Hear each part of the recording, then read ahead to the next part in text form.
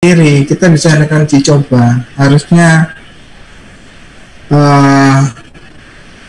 kemarin saya juga ada kerjasama dengan ITS. Mudah-mudahan nanti korban mulai lagi Bandung ya. Ini adalah data-data kerusakan. Ini adalah tingkat kerusakannya sudah hancur. Waktu itu memang ada 3 kontraktor dari Jakarta coba memperbaiki, tidak berhasil. Saya diundang owner. Saya juga tidak menjanjikan, tapi saya akan coba selama saya diizinkan untuk membuat percobaan atlet kecil di dermaga. Ini tipikal kerusakannya. Jadi retak itu tidak di atas saja. Kalau tadi teman bapak-bapak penyaji sudah menjelaskan retak di atas, injeksi, kami pun memperbaiki retak di bawah laut. Jadi retak di bawah laut sedikit beda materialnya, beda di materialnya dan sistemnya. Kemudian kalau ini juga patching di atas laut, yang tadi di atas Suramadu, ini patching di bawah laut.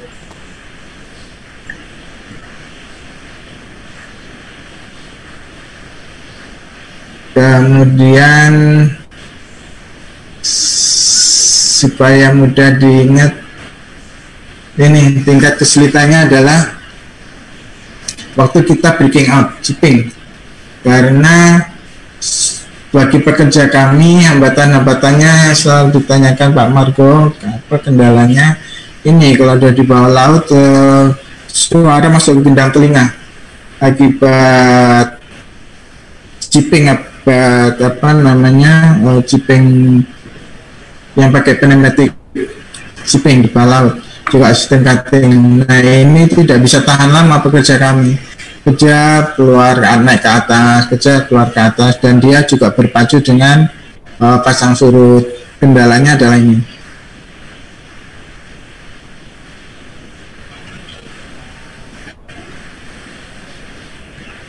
Setelah cleaning seperti ini, sudah agak kelihatan besinya juga sudah agak bersih, nggak kuning-kuning lagi.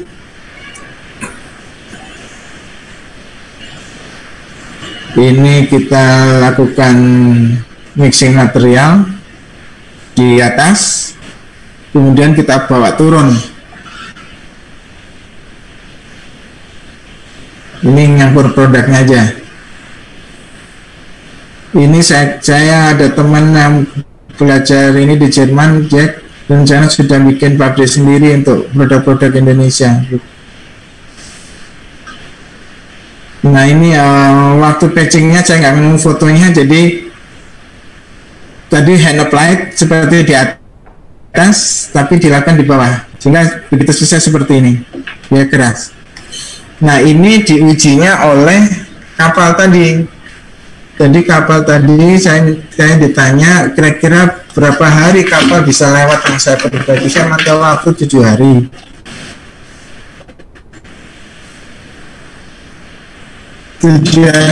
Coba berhasil.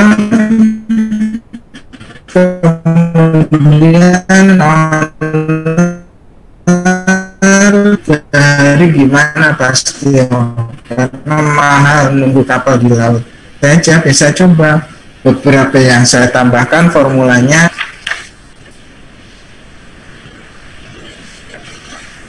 Ini adalah perbaikan beton dengan metode pumping.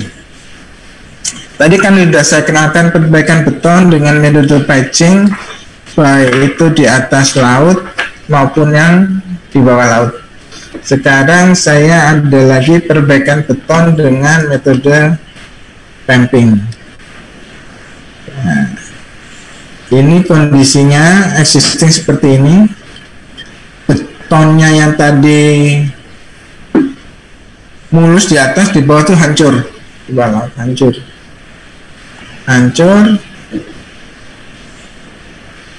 Kita lakukan chipping lagi, cutting lagi, kita bongkar yang beton-beton yang bisa di bawah. Kemudian kita pasang tulangan lagi, kita pasang begisting, kita pasang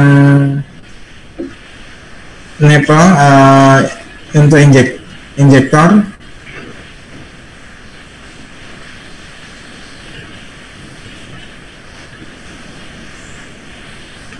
Kemudian kita missing di atas.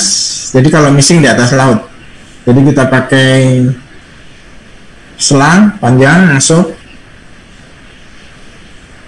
Ini materialnya memang spesifik, namanya material underwater. Dia bisa mengeras di dalam air.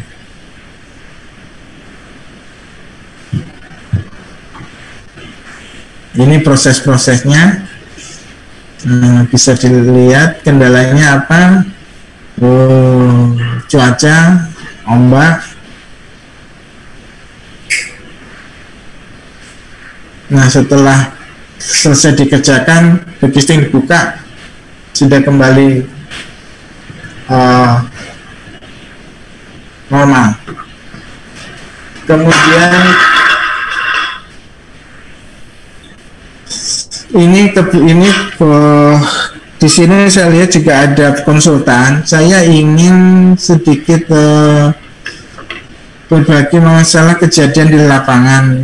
Kami undang kemarin dari Adikarya, ada juga di sini pesertanya dari Goril yang di tol.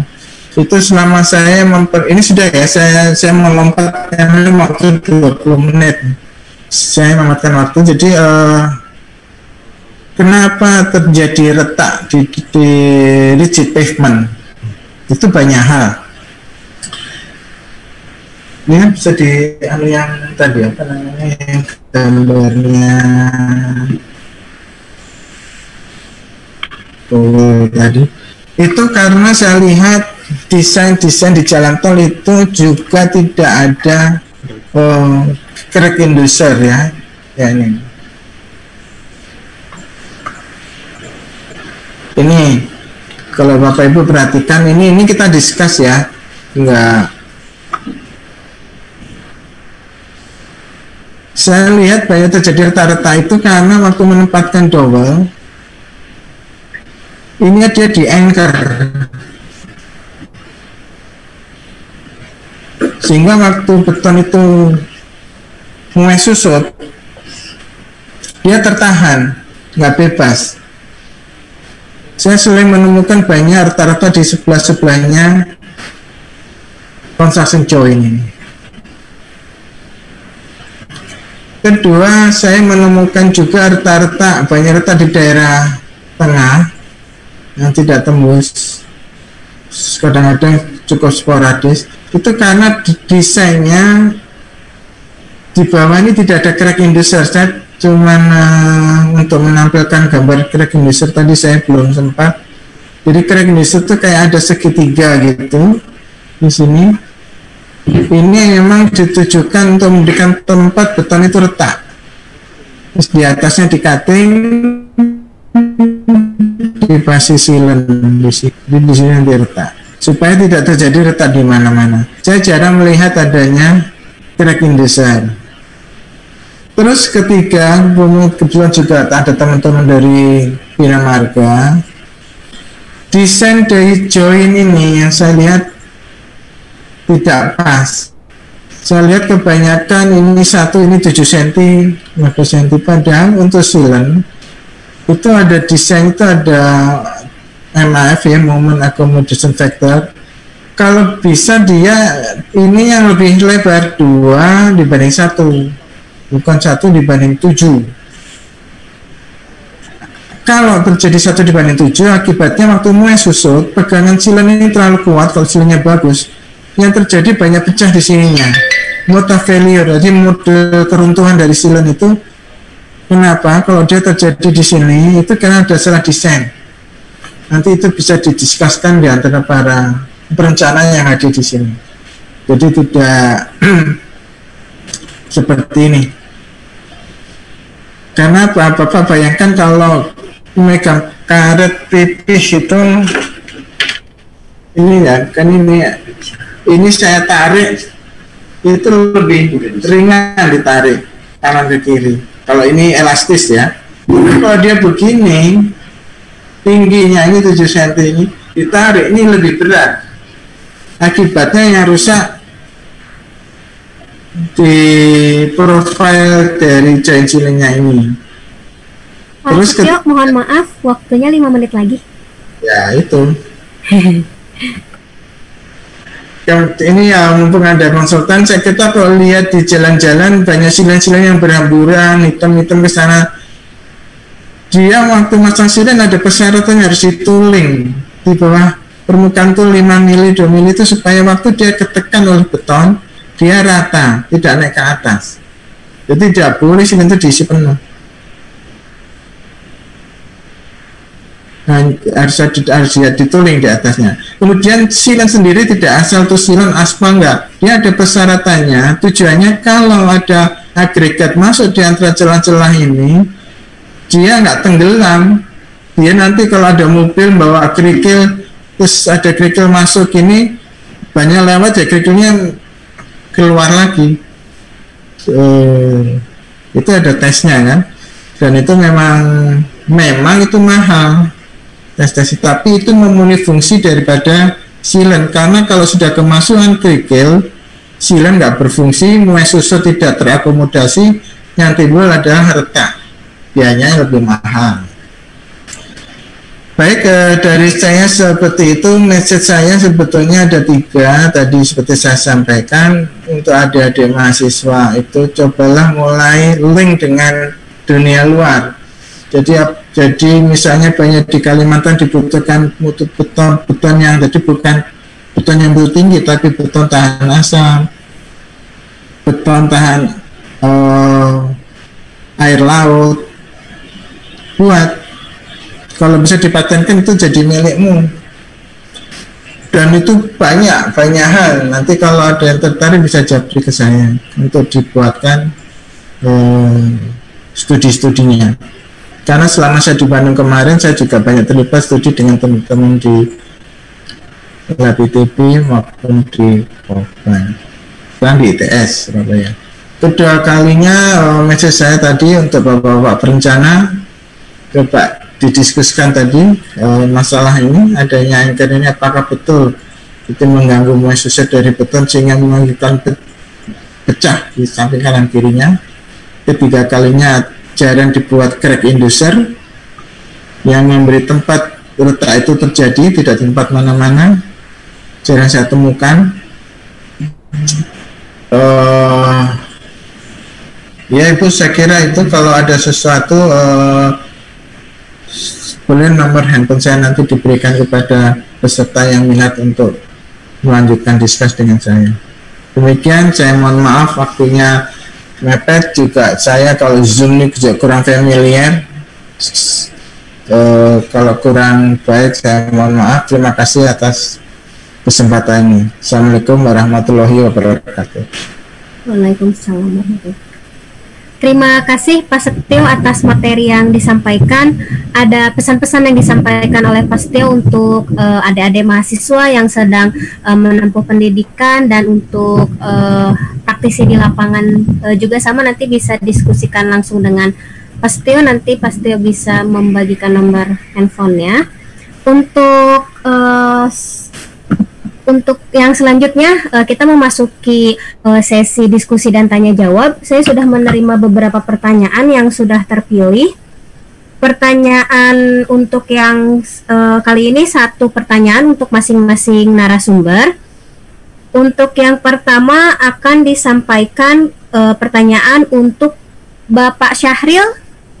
Pak Syahril, Mas sudah siap menjawab pertanyaan?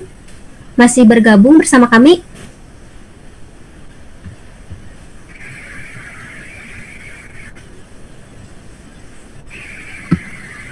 Oke, baik, kita dilewat dulu untuk yang Pak Syahril. Pertanyaannya untuk Pak Panji, apakah Pak Panji masih bergabung? Nah, saya baru bergabung, Bu. Oke, siap Pak Syahril. Saya unmute tadi, silakan. Oh ya, Pak Syahril, ini ada pertanyaan dari CV Anur Konsultan, Pak Heru Agus Wiryawan Susanto. Ya. Pertanyaannya adalah bagaimana memastikan campuran JMD dari aspal lama dan baru agar bisa sama? Karena hal ini berkaitan dengan pemeliharaan jalan. Baik Ibu host, baik teman-teman sekalian, sebetulnya job mix JMP yang ada itu saya yakin sama. Cuma yang sering terjadi adalah saat penghamparan. Seperti saya sampaikan tadi, retak itu terjadi karena bisa jadi perbedaan kepadatan tanah dasar yang sudah lama dibebani lalu lintas dan dengan yang baru. Itu mungkin jawaban saya, Bu Os.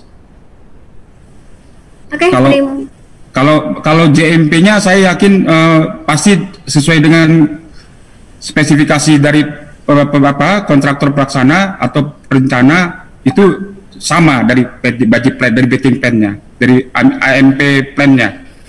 Cuma yang terjadi kadang-kadang saat penghamparan suhunya atau bisa jadi subgrade yang ada yang baru dengan yang lama itu menjadi kendala, sehingga waktu selesai finishing, selesai pekerjaan selesai, makanya sering terjadi rating atau retak segala macam. Itu mungkin Bu Ate. Oke, terima kasih. Tadi adalah pertanyaan dari Bapak Heru dari CV Anur Konsultan. Untuk pertanyaan selanjutnya akan dijawab oleh Pak Sumargo. Pak Sumargo masih bergabung ya? Ya, masih. Ini Pak, ada pertanyaan dari Tri W. Ahmad dari PUPR. Pertanyaannya adalah, apakah ada kemungkinan pada video yang diperlihatkan tadi yang mengenai dermaga, kerusakan dermaga diakibatkan bukan sekedar oleh kondisi alam, melainkan kegagalan konstruksi atau salah dalam merencanakan HWL pada kondisi pasang surut? Terima kasih. Oh ya.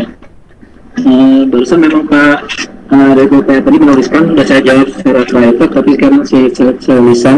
Jadi begini, kebetulan kami pada saat di sana kondisi pasang tinggi, sehingga kami juga tidak diizinkan untuk ke bawah dermaga. Pada kondisi pasang tinggi, dia mencapai tepat di bawah parket, pertemuan parket dengan pier-nya. Nah, kalau memang itu adalah sudah kondisi pasang tertinggi, saya rasa itu sudah jadi HWL-nya sudah dipenuhi ya. Hanya memang ombaknya sangat keras ya. Jadi itu disebabkan karena ombaknya yang sangat besar, dan memang di sana itu semula bisa digunakan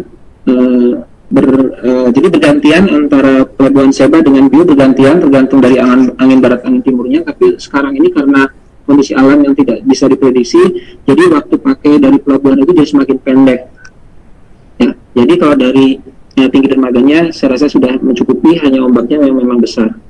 Terima kasih. Baik, terima kasih Pak Sumargo atas jawaban dari pertanyaannya Tri.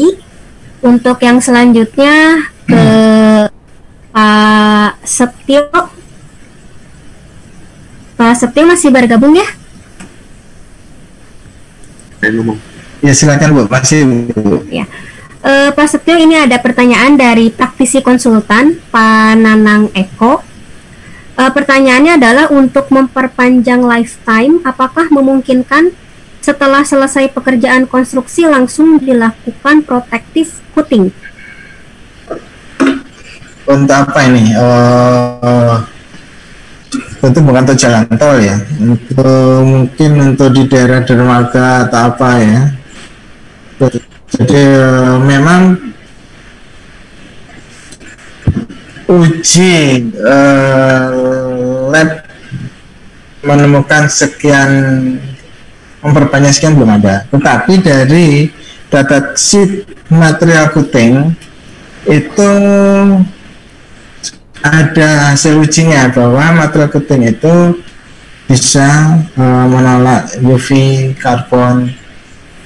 Otomatis pori-pori beton tertutup oleh coating yang dia bisa menolak, sehingga intrusi carbon attack atau apa yang langsung ke beton terkurangi oleh coating tadi itu.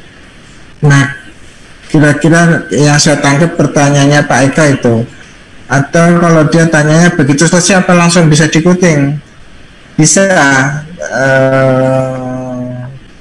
Dia kalau masih dalam keadaan dam juga ada coatingnya yang bisa diaplikasikan dalam keadaan dam surface.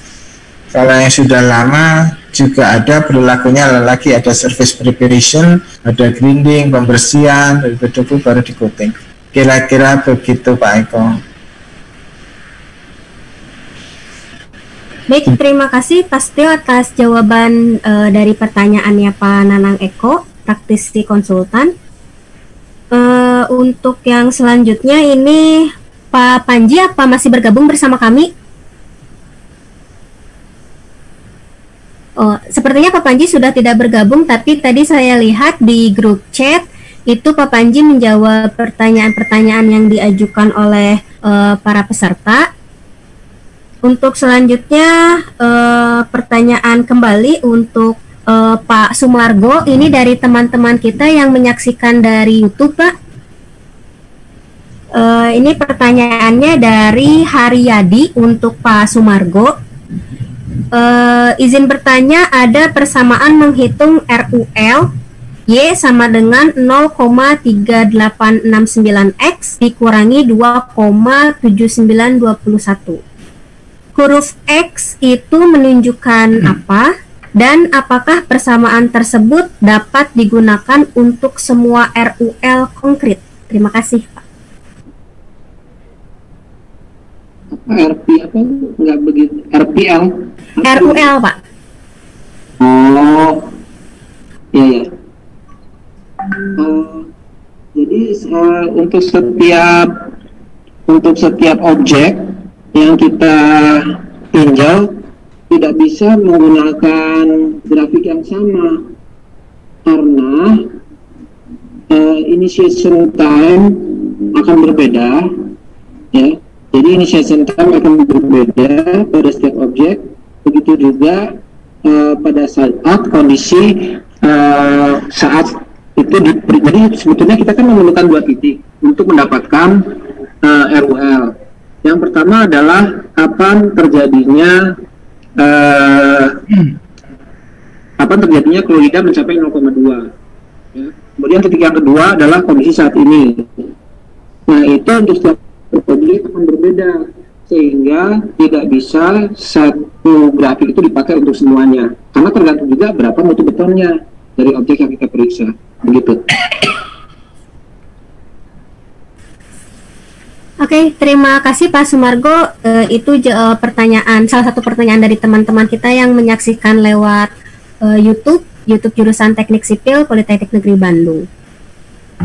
Kemudian kita masuk ke pertanyaan yang selanjutnya. Ini untuk Pak Setio dari mahasiswa. Pak Setio? Pak Setio? Okay. Oh ya. Ini ada pertanyaan Pak dari mahasiswa Unija, namanya Nofrizal. Pertanyaan untuk Bapak Setio, persiapan apakah yang harus dilakukan untuk chipping dan patching di bawah laut dengan tekanan air yang tinggi?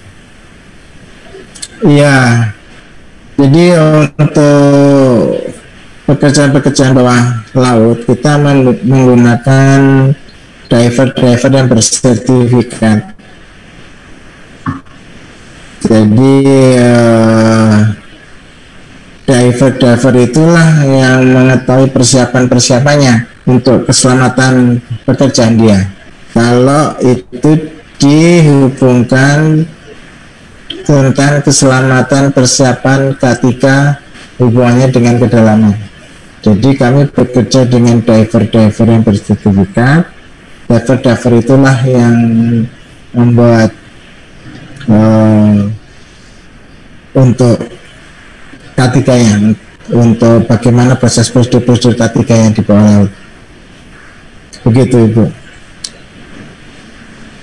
K3 utama ya Pak ya, yang paling penting. Oh iya. Persiapan.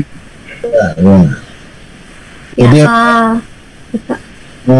Itu memang dipersyaratkan sertifikat dari para diver yang akan berjalan. Gitu. Oke, siap Pak Setio, terima kasih atas jawabannya dari pertanyaan tadi. Siswa dari Nofrizal. Untuk yang selanjutnya ini untuk Pak Syahril, Pak. Ya, siap. Dari mahasiswa lagi, Pak, Ya, dari mahasiswa UMI, Ya. Muhammad Sabit Hasan. Pertanyaannya adalah tentang efektivitas penanganan yang terbaik bagi kondisi perbaikan jalan akibat tanah longsor sebagian atau seluruhnya dari badan jalan, seperti yang terjadi di daerah perbatasan Kabupaten Tator dan Palopo di Provinsi Sulawesi Selatan, untuk menghindari kegagalan penanganan yang berulang-ulang. Baik, terima kasih atas pertanyaannya. Dari siapa tadi Ibu host? Dari Muhammad Sabit, Pak, Oke. mahasiswa UMI. Oke, Muhammad Sabit. Jadi begini, seperti halnya beberapa kasus yang pernah saya tanganin, kita lihat dulu longsornya. Kalau dia memang mendekati jalan, artinya kita harus melihat dulu pola kelongsoran yang terjadi. Apakah dia amblas total atau separoh. Jadi di sini beberapa kasus kita kasih perkuatan di sekitar pinggiran jalannya. Kalau memang dia memang sangat dekat dengan jalan. Kalau masih jauh, kita masih bisa membentuk semacam pemiringan lereng tertentu sehingga pola kelongsorannya tidak mencapai ke badan jalan. Itu yang utamanya. Jadi kalau masalah perkerasannya atau masalah subgridnya mengikuti kestabilan daripada pinggiran kelongsoran itu, lerengnya tersebut. Itu mungkin Sabit, adik Sabit ya, mahasiswa kita ya. Gitu Bu host. Oke, terima kasih Pak Syahril atas jawabannya dari pertanyaan dari mahasiswa UMI Muhammad Sabit. Untuk yang selanjutnya pertanyaan umum untuk seluruh narasumber, untuk semua narasumber, Pak Sumargo, Pak Syahril, dan Pak Setio. Umur rencana di jalan atau umur rencana infrastruktur, seberapa besar pengaruhnya apabila pemeliharaan pada infrastruktur tersebut tidak dilakukan setelah pelaksanaan? Ini pertanyaan dari Bayu Indra yang menyimak dari YouTube. Baik, saya dulu mungkin. Jadi begini Pak Ibu, jadi kalau pertanyaan tadi yang terkait YouTube, pertanyaan teman-teman dari YouTube, jadi selalu umur rencana jalan itu kan ada periodically. Jadi makanya diperlukan beberapa tahapan termasuk overlay. Nah, untuk mencegah jangan terjadi kerusakan jalan yang struktural, perbaikan periodik itu yang harus kita perhatikan. Itu ada kalau kita lihat di manual desain perkerasan, bisa dilihat periodically-nya. Jadi cara mengukur umur rencana jalan, tahapan untuk perbaikan dan tahapan untuk dalam hal pemeliharaan jalan bisa dilihat. Jadi intinya seperti kata Pak Panji, menurunkan menurunkan daripada kerusakan jalan, mencegah jadi jangan sampai nilainya sangat tinggi. Begitu mungkin Ibu Ataya, Ibu host. Terima kasih, saya kembalikan. Mungkin teman-teman yang lain, Pak Sumargo. Ya, terima kasih Pak Syahril. Bagaimana dengan jawaban dari Pak Sumargo dan Pak Setio? Baik, satu contoh misalnya ada satu perusahaan di Kalimantan yang punya bangunan dibangun tahun 90. Berarti pada tahun 2020 ini adalah sudah mencapai usia sisa rencana. Nah, kemudian dilakukan analisa building useful life. Nah, pada saat kami memeriksa di sana, kami diminta untuk memprediksi kira-kira ini RUL-nya itu, RUL-nya itu berapa tahun ke depan, karena akan berhubungan dengan kontrak yang mereka akan perpanjang atau tidak. Nah, jadi seberapa besar dampak pemeliharaan terhadap umur dari satu bangunan, gitu ya.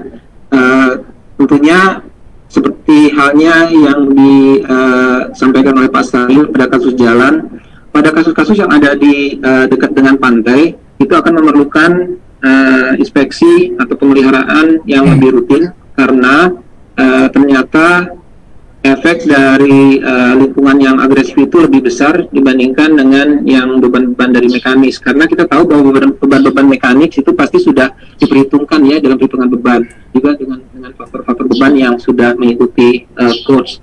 Tapi seringkali agresivitas dari lingkungan ini berbeda-beda dari satu tempat ke tempat lainnya.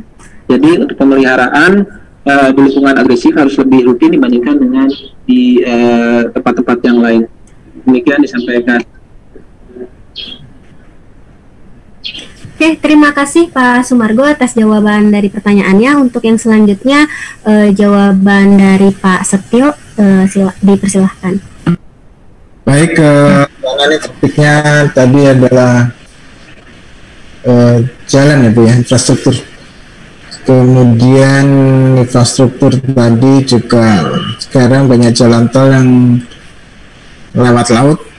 Jadi kalau ditanya berapa umur, nah itu memang sangat tergantung oleh maintenance.